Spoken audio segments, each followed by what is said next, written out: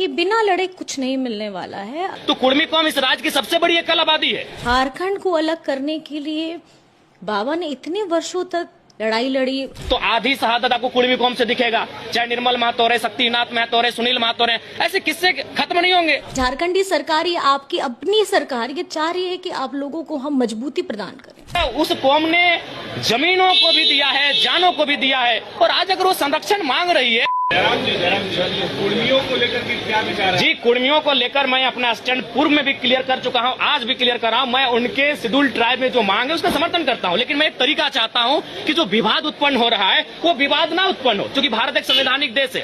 भारत के संविधान आर्टिकल 48 के ए में वन्य जीवों की सुरक्षा की बात करता है। तो कुर्मी कौम इस राज्य की सबसे बड़ी एकल आबादी है, सबसे बड़ी एकल आबादी अगर इस राज्य की कोई है तो कुर्मी है। सबसे अगर शहादत की एक लंबी लिस्ट निकाली जाएगी तो आधी शहादत आपको कुर्मी कौम से दिखेगा, चाहे निर्मल महतो रहे, शक्तिनाथ महतो रहे, सुनील महतो रहे, ऐसे किस्से खत्म नहीं होंगे।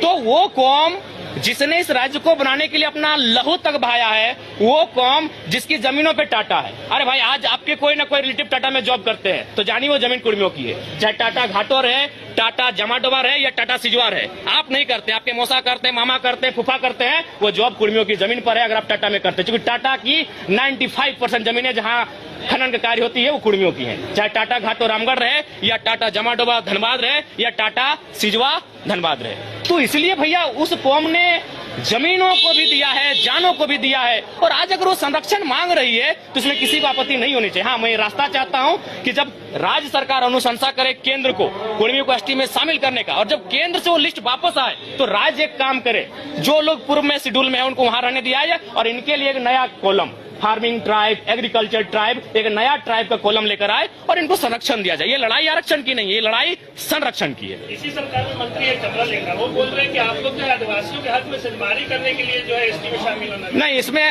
हक में उनको बोलिए इतिहास को पढ़े, अपने इतिहास को पुख्ता करें। 1931 जब अंग्रेजों का अंतिम जनगणना हमारे सामने प्रस्तुत हुआ था, उसमें 12, एक शायद घासी को हटाया गया और कुर्मी को, बाकी 11 लोग आज शेड्यूल ट्राइब में है, यानी 13 लोगों के साथ कुर्मी शेड्यूल ट्राइब। उसमें शेड्यूल ट्राइब नहीं था, उसमें प्राइमेटिव ट्राइब नाम था, उस सूची में सम्मिलित थे।